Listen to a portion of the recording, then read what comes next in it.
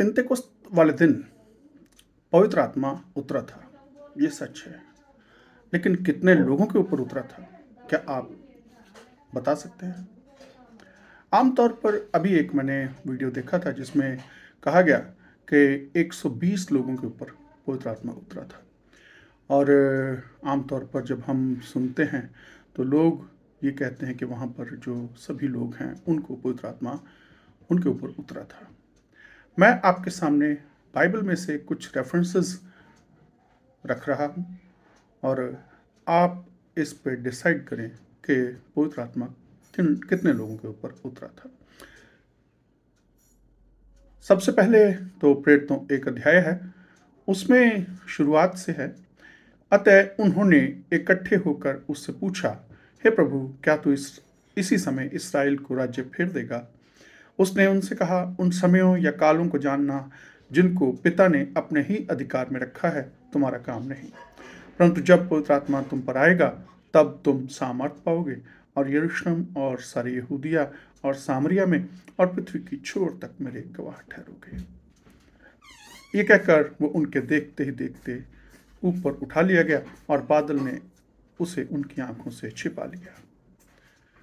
और उसके बाद का जो सीन है उसमें बताया गया है कि इन्हीं दिनों में पतरस भाइयों के बीच में, 15 आयत से एक अध्याय की प्रेरितों के काम में, उन्हीं दिनों में पतरस भाइयों के बीच में जो 120 व्यक्ति के लगभग थे खड़ा होकर कहने लगा। पतरस 120 भाइयों के बीच में खड़ा होकर, यानी वहां पर 120 जन थे। उसके बाद वहां पतरस जो कह रहा है वो कह रहा है कि हम एक तरह से 11 लोग हैं और 11 ये नहीं हैं, बल्कि एक्चुअली में जो 12 है वो होने ज़रूरी है। 16वीं आयत में है कि हे भाइयों, आवश्यक था कि पवित्र शास्त्र का वो लेख पूरा हो जो पवित्र आत्मा ने दाऊद के मुख से यहूदा के विषय में, जो यीशु के पकड़वाने वालों का अगुआ था, पहले से कहा था।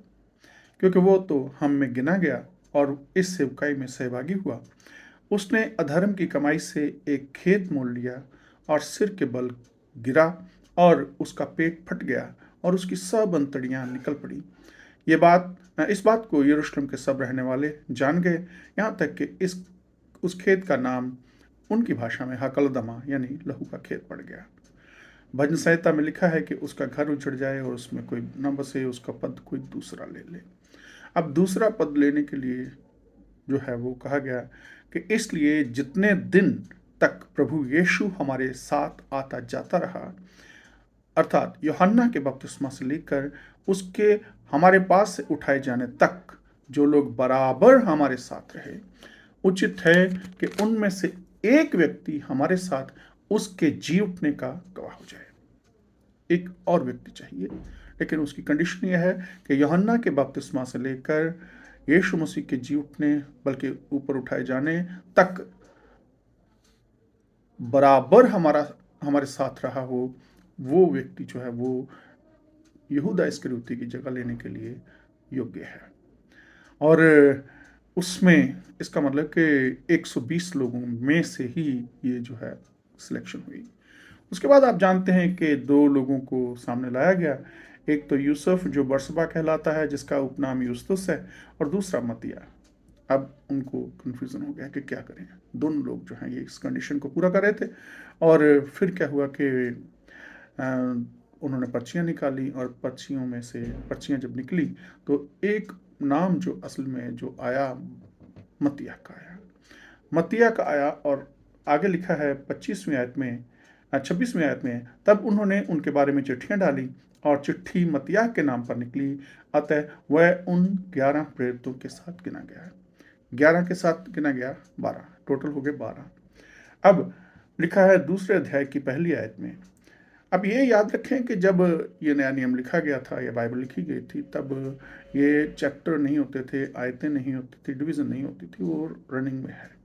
अगर आप उसको देखेंगे तो जो 26वीं आयत में है एक अध्याय की, उसके साथ ही अगर मिला के देखें तो लिखा है कि जब पिन्तेकुस्त का दिन आया तो वे सब एक जगह इकट्ठे थे। अब आप पहले ये बताएं कि 120 लोग इकट्ठे थे या 12 लोग थे, ये आप बताएं।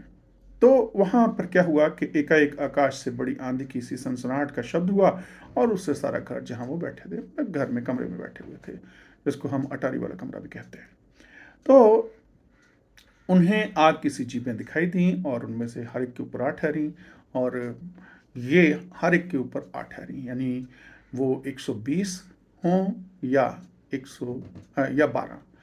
आप अगर इसको देखें कि देखते देखते फिर उसके बाद भीड़ लग गई और भीड़ के लोग जो हैं वो कुछ जो है वो बातें करने लगे। तो प्रेरितों के 2 अध्याय में ही 14 आयत में कहा गया है कि तब पतरस उन 11 के साथ खड़ा हुआ। अब ये लोग, मैं ज़्यादा टाइम नहीं लेना चाहता, आप पूरा उसको चैप्टर को पढ़ें तो आप पाएंगे कि वो जितनी भी भाषाएं बोल रहे थे वो सारी भाषाएं जो हैं वो समझ में आने वाली थी। और पवित्र आत्मा जब उतरा तो वो सारी भाषाएं जो हैं वो समझ में आ रही थी और अलग अलग लोगों देशों के लोग थे। और 120 का जिक्र यहाँ पर नहीं है। यहाँ लिखा है कि तब पतरस कितने के साथ खड़ा हुआ? 11 के साथ खड़ा हुआ। इसका मतलब यह है कि पतरस प्लस 11 टोटल 12। तो पवित्र आत्मा कितनों के ऊपर उतरा? आप बताएं, मैं नहीं बोलता हूं। और क्या सबके ऊपर उतरा था? ये मैं नहीं मानता हूं।